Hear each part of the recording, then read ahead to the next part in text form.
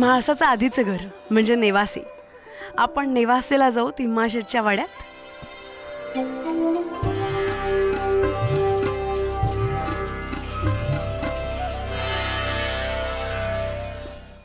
हे नेवासेतलं तिम्माशेटचा वाडा आहे.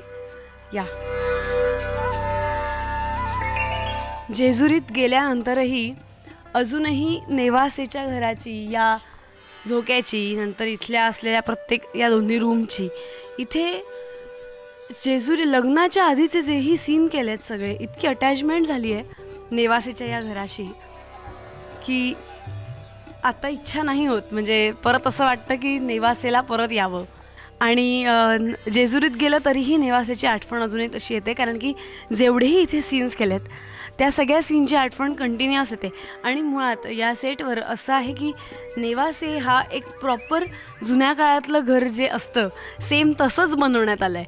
खूप छान सेट तयार केला आहे आमचा सगळा पूर्णच. असं वाटत असतं की खूप दूर असेल, पण नाही, जेजुरीचं एक दार आणि नेवासेचं एक दार एकच आहे. इतकं छान सेट उभारलं आहे इकडे.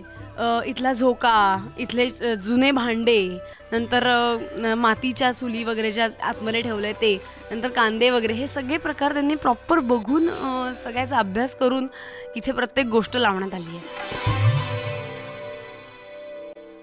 सुरभी हांडे, जय मल्हारची Mhalsa. Please subscribe to Rajshri Marathi.